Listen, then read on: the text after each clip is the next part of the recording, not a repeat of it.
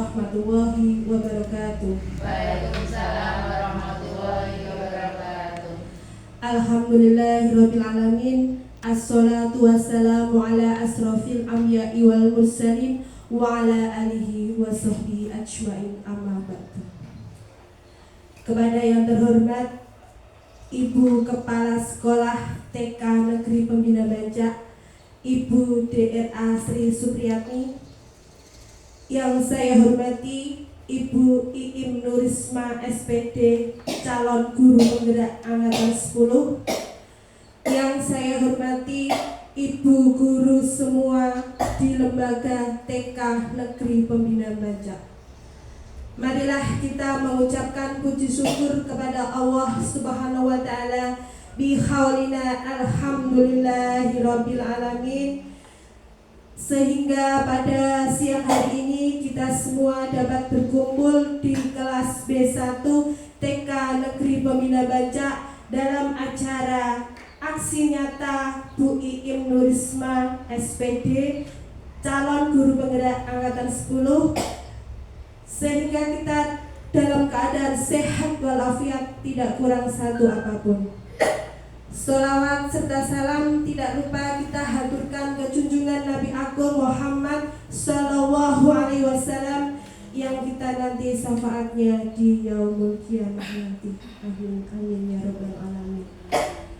Ibu-ibu yang saya hormati, marilah pada siang hari ini acara kita mulai. Mari acara aksi nyata Bu Iim Nurisma SPD dengan judul penyebaran pemahaman dan penerapan pengalaman budaya positif kita mulai dengan bacaan basmalah bersama-sama. Bismillahirrahmanirrahim. Terima kasih. Semoga dengan bacaan basmalah ini acara pada siang hari ini dapat berjalan dengan lancar. Ibu-ibu yang saya hormati, untuk atur selanjutnya sambutan dari Kepala Sekolah TK Negeri Pembina Banjar kepada yang terhormat Ibu DRA Sri Supriyatni, disilahkan.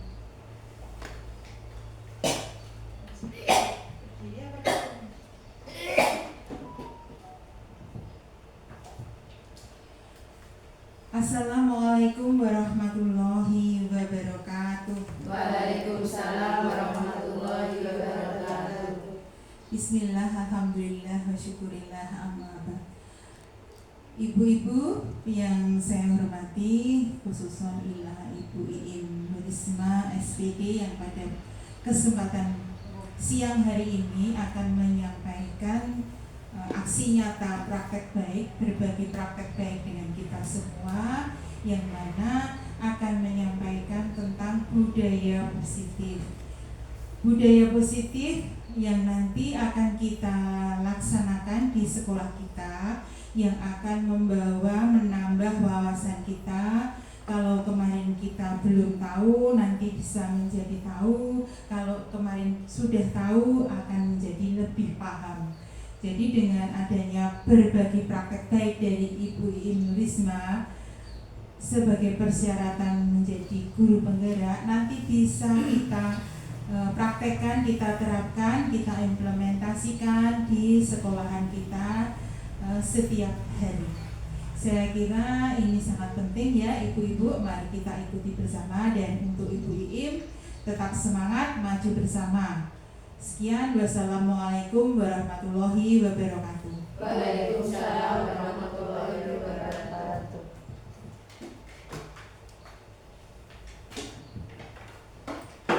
Terima kasih Ibu Ani selaku Kepala Sekolah TK Negeri Pembina Banjar.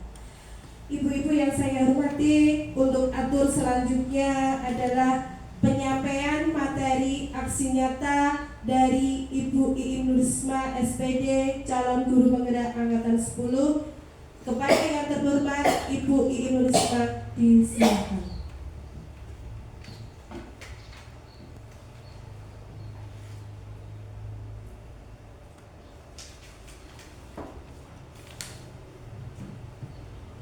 Assalamualaikum warahmatullahi wabarakatuh.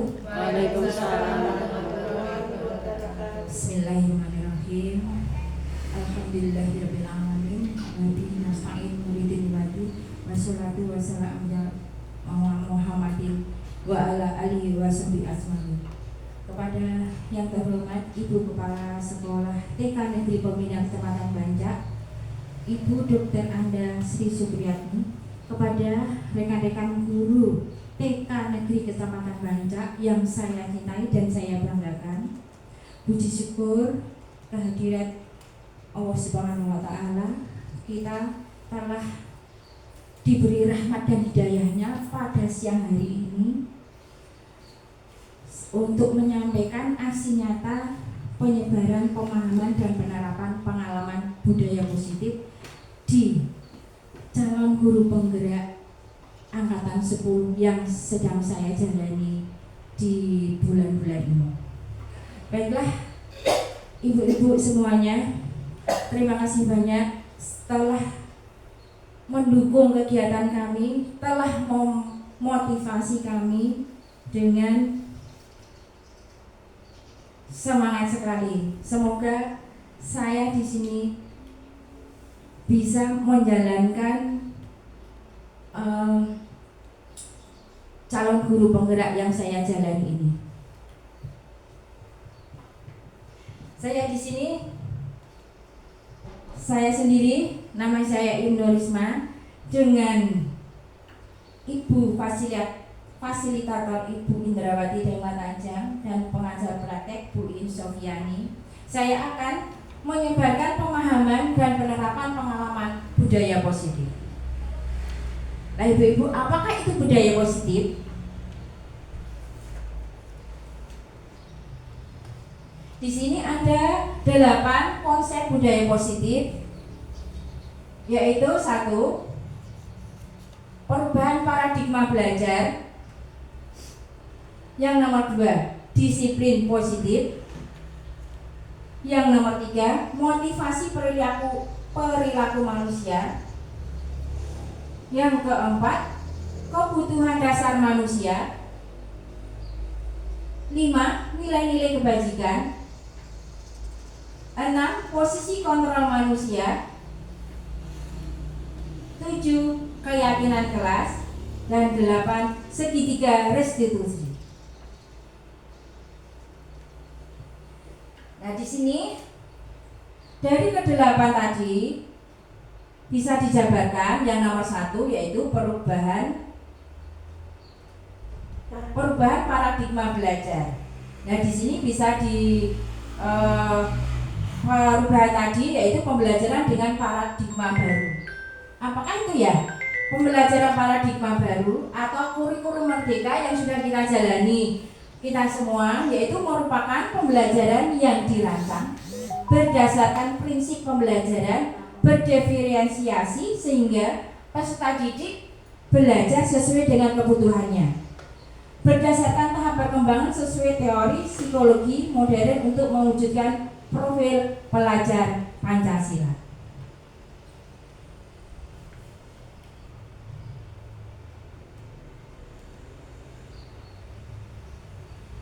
Yang berikutnya, ini ada miskonsepsi tentang teori kontrol. Nah, ini ada miskonsepsi teori kontrol, yaitu 1, ilusi guru mengontrol murid. Yang seperti kita jalani sehari-hari, guru posisinya itu mengontrol muridnya setiap hari dari pagi, siang sampai anak-anak itu pulang diserahkan sama orang tuanya. Yang kedua, ilusi bahwa kritik dan membuat rasa bersalah mampu menguatkan karakter.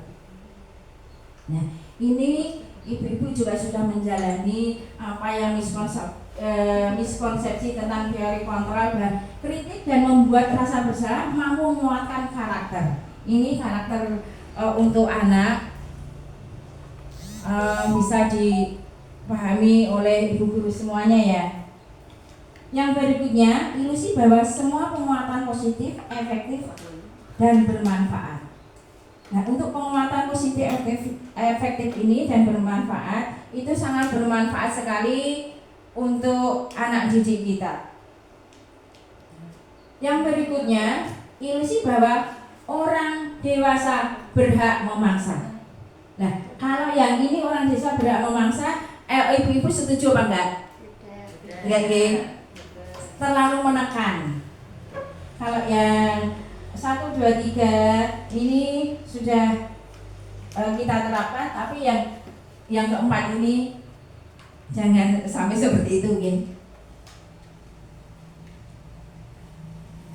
Nah, ini untuk menuju paradigma tadi, ada merubah paradigma stimulus respon ke pendekatan teori kontrol. Stimulus respon tentang dunia, yang satu, yang berikutnya teori kontrol tentang dunia.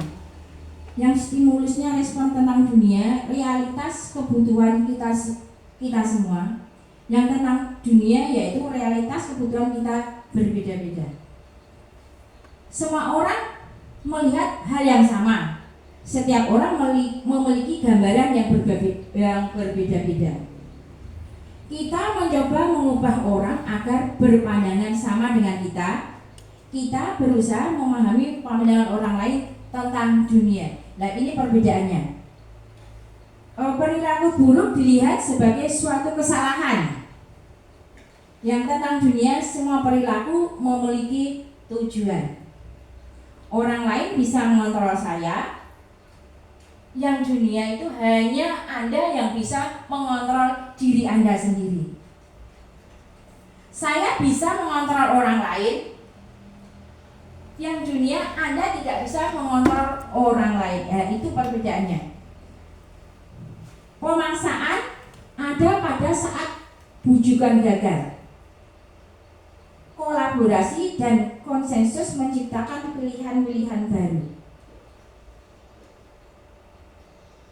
Yang satu nggak kelihatan. Nah, sekarang disiplin positif. Sebelum saya lanjut, supaya ibu-ibu tidak tegang, mari kita ice breaking dulu. Ice breaking dulu ya. Duduk atau berdiri? Duduk dulu. Ice breakingnya ada juga. Ice breakingnya nomor 1. Ibu-ibu, saya meminta 30 detik untuk senyum. Agar senyum kita itu sudah terbuai, fresh, untuk menghilangkan rasa penat kita setiap hari. Ayo, 1, 2, 3, senyum. Bukan ngakak loh, enggak ngakak, harus senyum loh. Senyum. Senyum. Ayo senyum. Masih 15 detik lagi.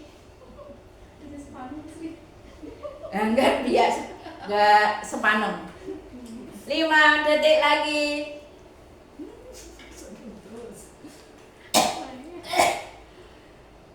Oke, dengan 30 detik tadi, bagaimana perasaan ibu semua? Senang, happy, fresh dah. Ya. Sekarang yang SBG yang kedua. Ayo ibu-ibu berdiri. Bisa maju? Maju. enggak cukup. Cukup sini. Oke.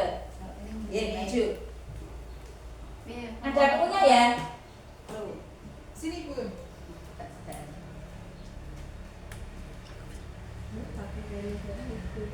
Saya bilang konsentrasi, ibu-ibu menirukan. Konsentrasi. A B C D. Sebenarnya.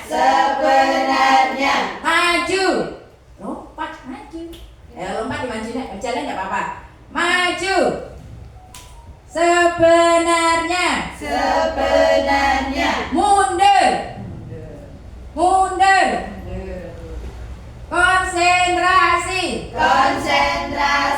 A B C D. Sebaliknya. Maju. Mundur. Nah,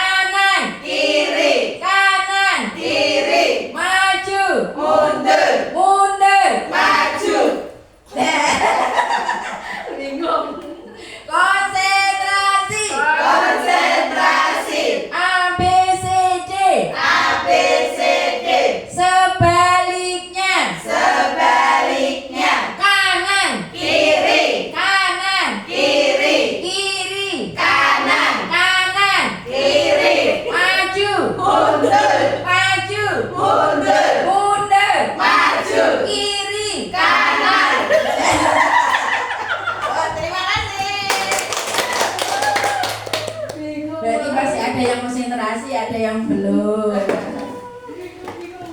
Melatih otak kanan dan kiri kita. Lanjut ya.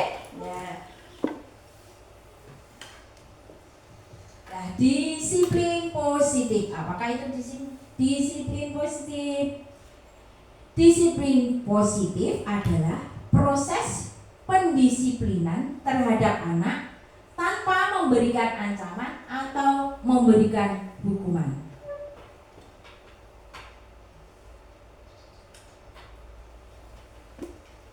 Dengan menerapkan disiplin positif, guru akan meningkatkan kesadaran siswa dalam membentuk karakter yang positif.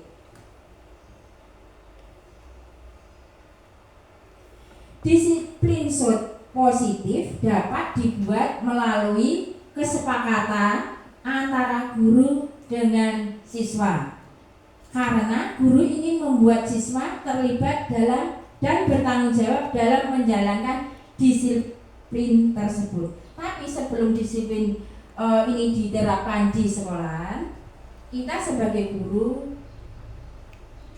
harus punya disiplin positif untuk penerapan kita. Misalnya, guru datang tidak terlambat, itu nomor 1. Terus untuk penampilan guru ini juga biasanya ditiru sama anak-anak. Kayak gitu nggih? Terus apa lagi? Kira-kira? Nah, perilaku guru itu juga dicontoh sama anak. Apapun yang kita jalankan, apapun guru itu mesti ditiru oleh anak. Makanya kita menjadi teladan untuk anak didik kita. Nah, ini disiplin positif akan melahirkan nilai-nilai kebijakan, yaitu profil pelajar Pancasila. Profil pelajar Pancasila ini apa saja ya? Siapa yang bisa? Beriman dan bertakwa. Ya. Bisa? Monggo. Sebelum saya lanjut, Bismillah, saya akan mencoba profil pelajar Pancasila. Yang pertama, beriman dan bertakwa kepada Tuhan Yang Maha Esa dan berakhlak mulia. 2. Berkebinekaan global. 3. Gotong royong. 4. Mandiri. 5. Bernalar kritis dan kreatif. oke. Ya, betul sekali. Bisa nyanyi? Ya, ya, Mbak Dika ya, nyanyi kita ya. Ayo.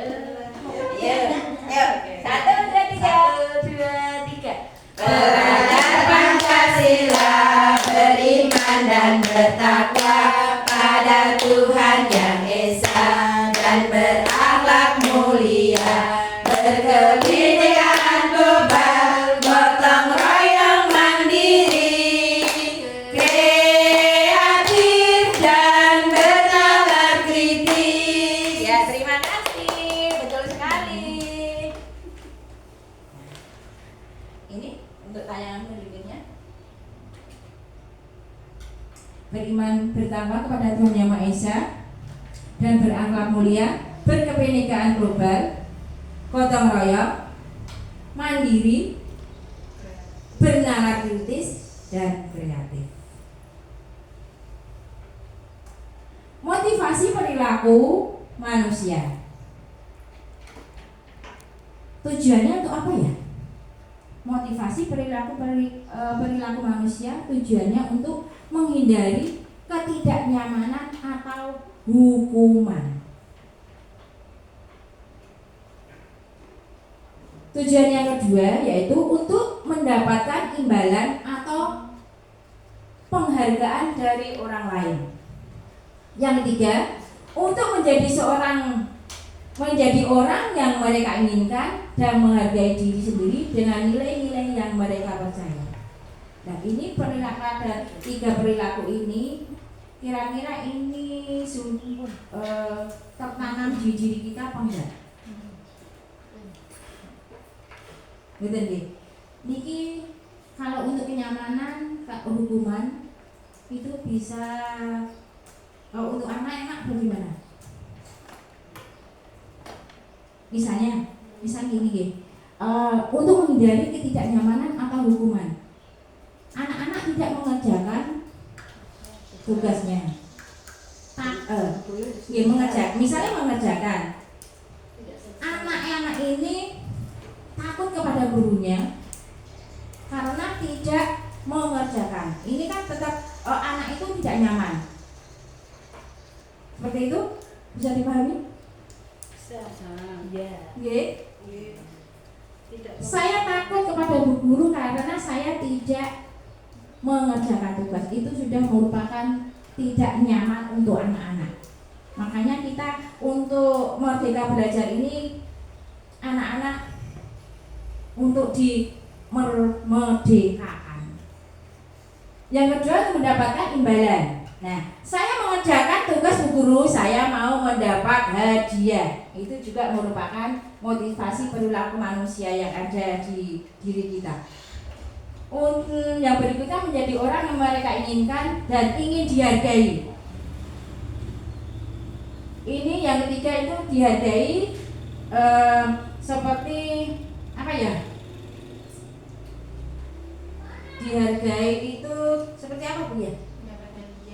Nah itu seperti itu ya. Berarti hampir sama dengan yang nomor 2. Oke.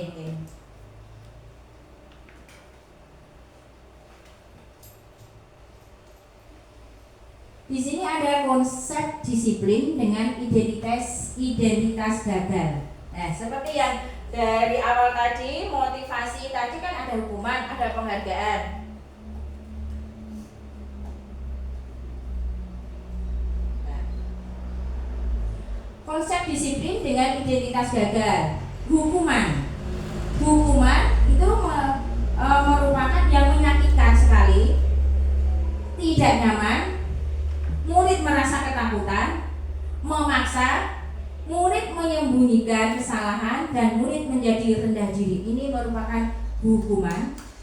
Yang penghargaan, kalau penghargaan untuk penerapan kita itu tidak efektif mungkin ya. Terus merusak hubungan, sifat iri, mematikan kreativitas, menghukum dengan sistem ranking, merampas hak dan menghargai dirinya. Ini yang penghargaan. Ini konsep disiplin dengan identitas gagal. Berarti kalau kita menerapkan seperti ini, kita gagal sebagai pendidik, begitu.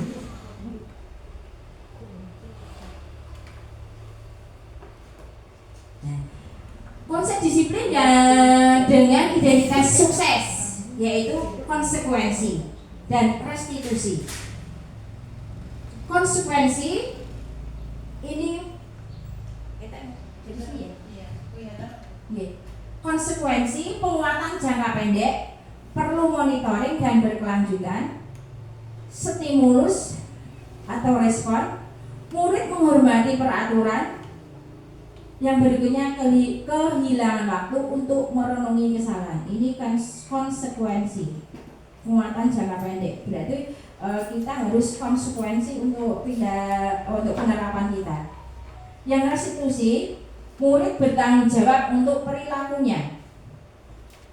Fokus pada pemecahan masalah jangka panjang, murid menghormati dirinya dan orang lain. Teori kontrol, yaitu dirinya memegang kontrol, dan murid bersemangat memperbaiki kesalahannya. Ini termasuk konsep disiplin dengan identitas sukses melalui konsekuensi dan restitusi. Beda sama yang gagal tadi, hukuman dan penghargaan. Bisa membedakan ya?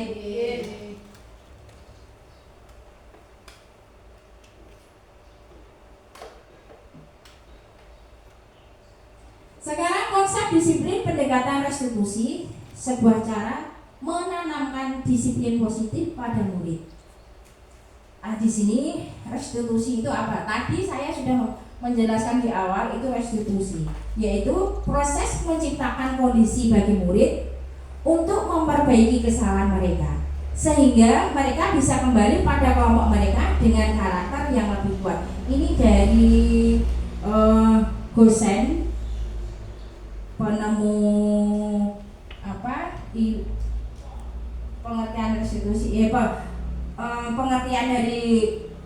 gosen itu.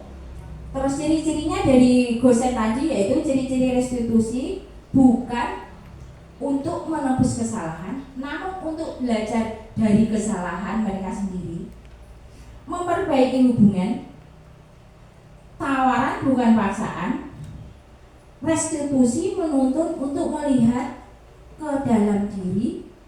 Restitusi mencari kebutuhan dasar yang mendasari tindakan. Restitusi diri adalah cara yang paling baik. Restitusi fokus pada karakter bukan tindakan. Restitusi fokus pada solusi. Restitusi mengembalikan murid yang berbuat salah pada kelompoknya.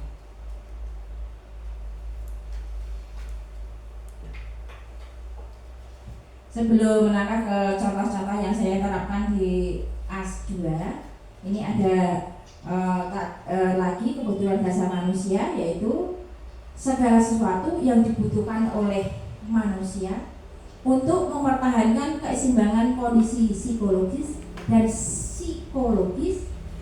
fisiologis dan psikologis yang bertujuan untuk mempertahankan kehidupan dan kesehatan. Nah, dari kebutuhan dasar manusia itu ada 5. Coba sebelum saya tayangkan, siapa yang coba dari sini?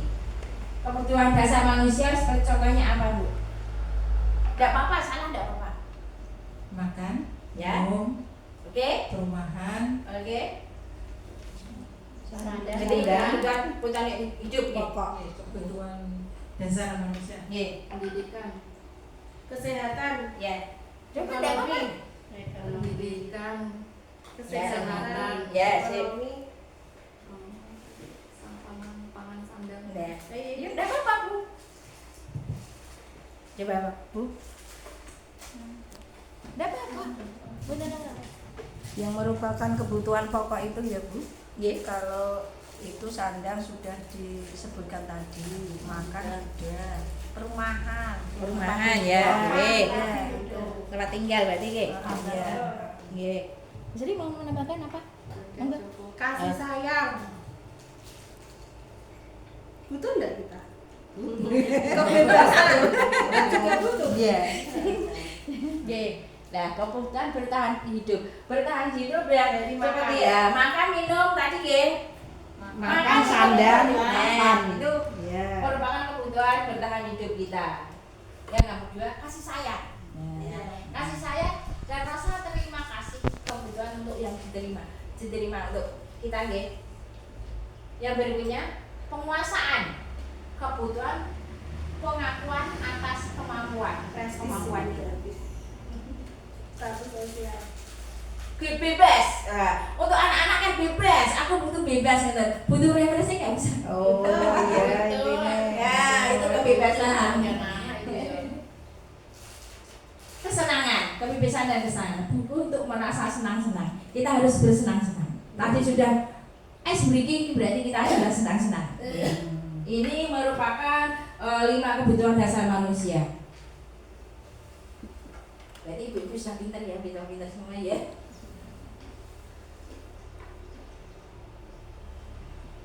Yang berikutnya, nilai-nilai kebajikan. Nilai-nilai yang disepakati bersama lepas dari suku bangsa, agama, bahasa maupun latar belakangnya. Contoh nilai kebajikan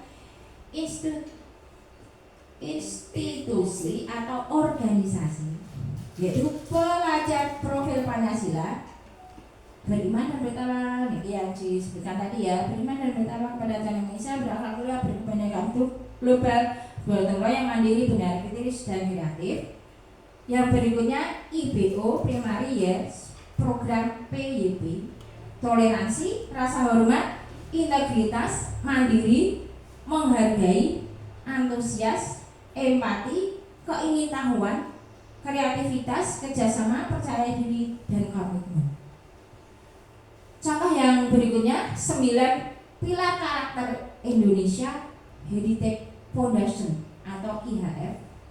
Cinta Tuhan dan segenap ciptaannya, kemandirian dan tanggung jawab, kejujuran atau amanah, diplomatis, hormat dan santun, dermawan, suka menolong dan gotong royong, percaya diri, kreatif, dan bekerja keras, kepemimpinan dan keadilan, baik dan rendah hati, toleransi, kedamaian, dan kesatuan.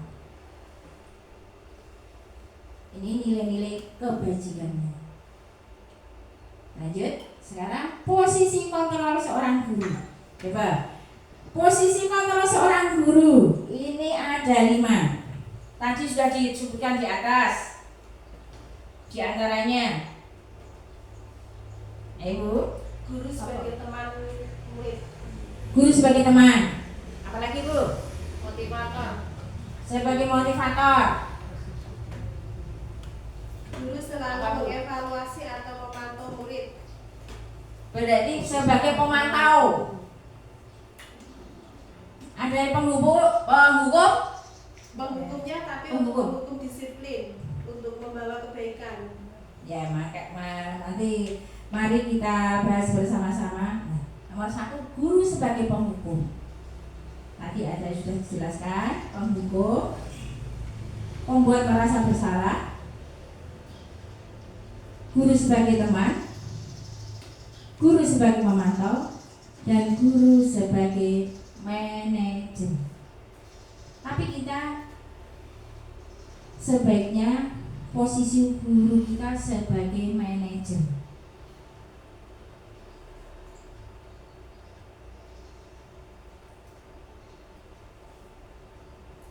Setuju ya Bu ya, kita sebagai manajer ya, tidak sebagai yang menghukum, membuat merasa bersalah, teman, dan pemantau. Nah sekarang kita mau membuat keyakinan sekolah atau pembuatan keyakinan sekolah atau di kelas kita masing-masing. Guru berperan dalam mewujudkan terbentuknya keyakinan kelas atau keyakinan sekolah dengan adanya kesepakatan guru dan murid. Ini ada kesepakatan guru dan murid. Nantinya ibu guru dan murid membuat keyakinan sekolah, membuat keyakinan kelas masing-masing yang disepakati kita bersama. Keyakinan kelas ini tidak panjang-panjang, tulisannya kesepakatannya simpel. Ya, keyakinan sekolah atau kelas berupa pertanyaan universal yang mudah diingat. Berarti kan simpel, tidak boleh panjang-panjang. Difahami dan harus diterapkan dalam lingkungan sekolah. Misalnya apa nanti Bu? Kita membuat keyakinan kelas kita masing-masing. Masuk jam berapa? Itu tata tertib apa nih? Keyakinan. Keyakinan kelas ya, masuk keyakinan kelas ya.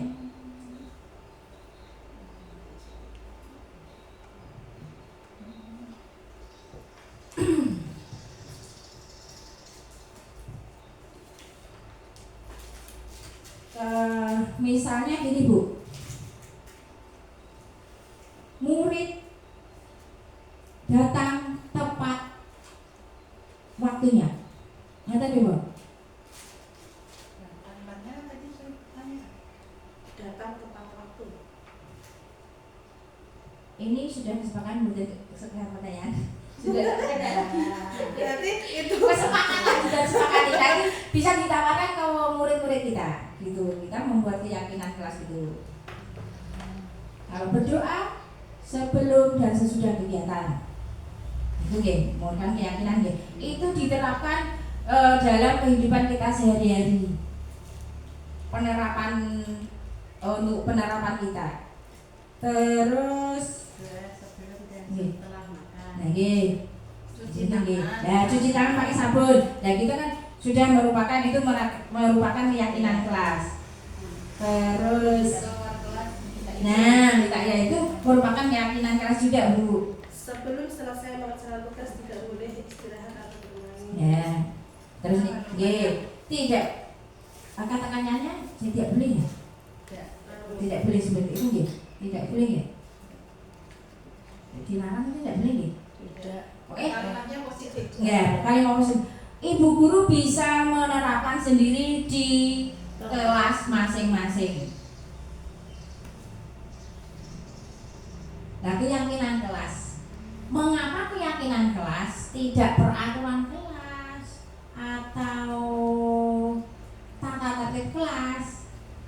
Ini sebagai contoh, mengapa kita memiliki peraturan tentang penggunaan helm pada saat mengendarai kendaraan roda 2. Ini maksudnya gimana, Bu? Kalau kita pakai helm itu kan kita yakin kalau kita menggunakan sepeda motor atau mengendarai kendaraan karena kita sudah lengkap, jadi kita yakin. Nah, itu merupakan keyakinan nih. Berarti ini untuk keselamatan kita nih. Tujuannya kan seperti itu. Berarti untuk keyakinan kita sendiri. Kita yakin kita akan selamat menggunakan kendaraan helm. Nah, itu merupakan keyakinan kita sendiri. Contoh yang kedua, mengapa kita memiliki peraturan tentang penggunaan masker dan mencuci tangan setiap saat? Penggunaan masker itu kan juga dari keyakinan kita sendiri untuk kesehatan. Nah, seperti itu nggih. Berarti tujuannya untuk kita sendiri nggih. Paham nggih? Nah, yang berikutnya, bagaimana pembentukan keyakinan kelas? Nah, ini sudah dijelaskan. Untuk membuat keyakinan kelas lebih abstrak daripada peraturan, berupa pertanyaan universal dibuat dalam bentuk positif. Ya betul ya, sama Bu Ani tadi ya, berbentuk positif, sedikit saja biar mudah diingat. Jangan banyak-banyak dari atas sampai bawah gitu. Berarti mudah diingat sama anak. Dapat diterapkan di kelas. Semua warga kelas hendaknya mengikuti keyakinan kelas tersebut, bersedia meninjau kembali keyakinan kelas dari waktu ke waktu. Misalnya ada keyakinan kelas yang dilanggar tadi, bisa diulang kembali. Kesalahan yang dibuat itu tadi, yang dibuat anak tadi apa, bisa diperbaiki.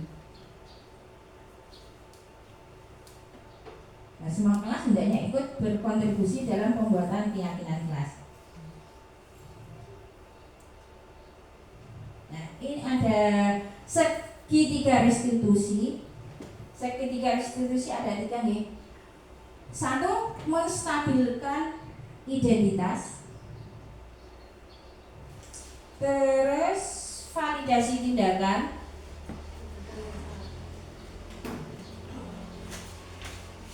Menstabilkan identitas yaitu jika anak berbuat salah, maka ada kebutuhan dasar mereka yang tidak dipenuhi. Ini yang menstabilkan identitas. Yang kedua, validasi tindakan yang salah. Konsep langkah kedua adalah kita harus memahami kebutuhan dasar yang mendasari tindakan anak berbuat salah tersebut. Yang ketiga, menanyakan keyakinan.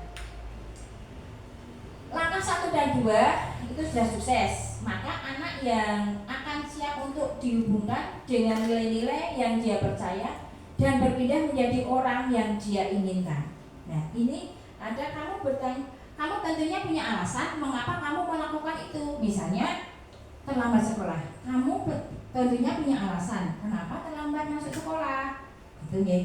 Terus keyakinan kelas apa yang kita sepakati? Padahal kita sudah melakukan, sudah ada keyakinan kelas, sudah disepakati.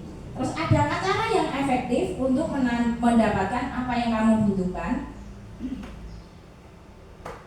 Kamu ingin menjadi orang seperti apa? Ini merupakan pertanyaan-pertanyaan jika anak tadi ada yang tidak mematuhi keyakinan kelas. Terus setiap orang pasti pernah melakukan kesalahan. Kamu bukan satu-satunya yang pernah melakukan ini, kesalahan ini. Ini merupakan semua pertanyaan dari segitiga restitusi jika anak tidak mentaati keyakinan kelas tersebut. Penerapan segitiga restitusi dalam penyelesaian masalah. Nah, ini ada guru berperan sebagai manajer. yang ada 5 tadi ya, 5 posisi kontrak tadi. Guru berperan sebagai manajer, yaitu menggunakan segitiga restitusi yang tadi dalam menyelesaikan masalah melalui 3 tahapan, yaitu menstabilkan identitas yang segitiga tadi, validasi tindakan yang salah, dan menanyakan keyakinan. Tujuannya yaitu menghasilkan murid yang mandiri dan bertanggung jawab. Intinya murid harus bertanggung jawab dengan kesalahannya tersebut.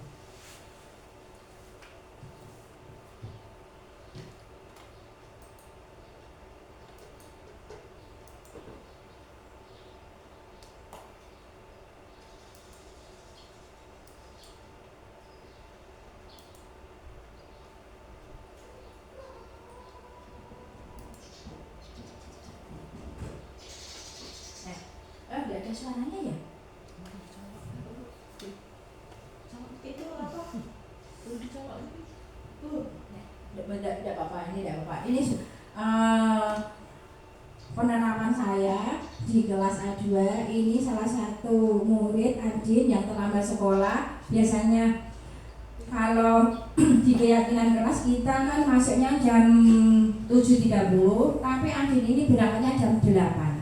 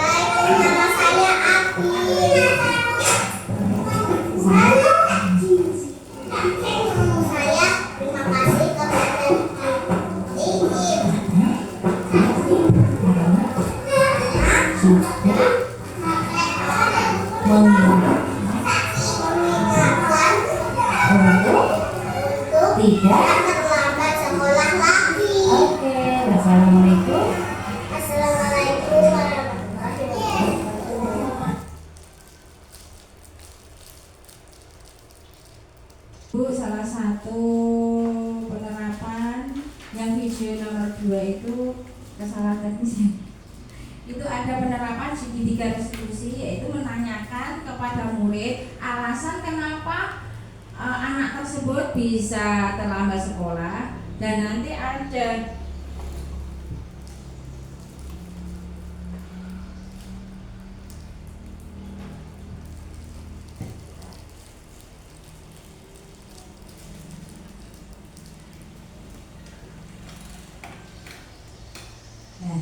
ini di keyakinan kelas yang menerapkan segitiga restitusi tadi.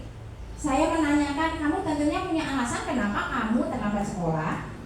Terus keyakinan kelas kita apa?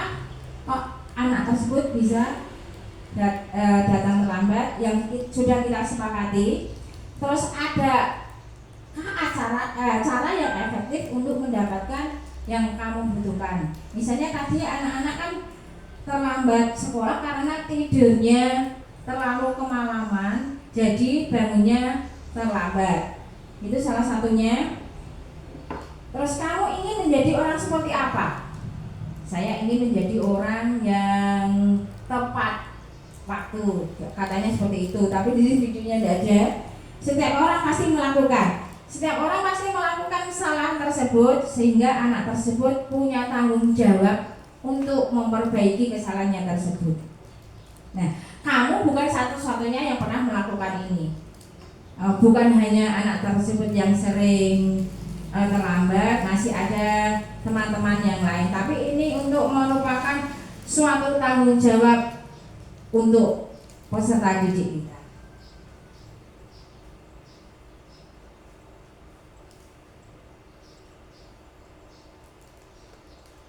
Nah, demikianlah penyebaran pemahaman penerapan pengalaman budaya positif dari saya.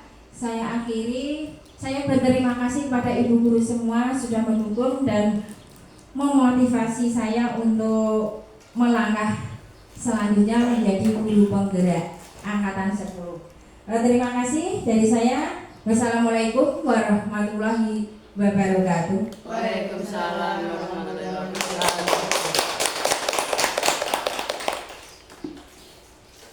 Maka saya kembalikan kepada Bu Enas. Terima kasih, selamat untuk Bu Ibu Risma yang telah menyampaikan presentasi aksi nyata yang berjudul budaya positif. Ibu-ibu yang saya hormati, inti dari budaya positif insya Allah kita semua sudah menerapkan di lembaga kita masing-masing, di lembaga kita khususnya di TK Negeri Pembina Baca, di setiap kelas. Tadi ada 8 konsep inti budaya positif. Yang pertama, perubahan paradigma belajar. Yang kedua, disiplin positif. 3, motivasi perilaku manusia. 4, kebutuhan dasar manusia. 5, nilai-nilai kebajikan. 6, posisi kontrol manusia. 7, keyakinan kelas. 8, segitiga restitusi.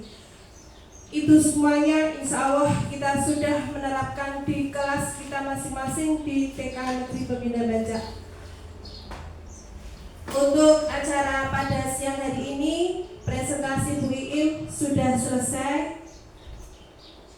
Sebelum saya tutup, mungkin ada sesi foto bersama Bu Iim. Ada. Monggo Ibu guru semuanya bisa maju ke depan untuk foto bersama. Ibu-ibu yang saya hormati, acara pada siang hari ini penyampaian aksi nyata budaya positif Ibu Iim Nurisma SPD sudah selesai. Semoga acara ini bisa memberikan ilmu kepada lembaga kita TK Negeri Pembina Baca. Kemudian Bu Iim semangat untuk melanjutkan pendidikan yang selanjutnya. Saya sebagai pembawa acara mohon maaf apabila ada kesalahan. Kalau misalnya ada kebaikan itu datangnya dari Allah. Saya akhiri, wawal muwafiq ila aqwamit thoriq. Wassalamualaikum warahmatullahi wabarakatuh. Waalaikumsalam.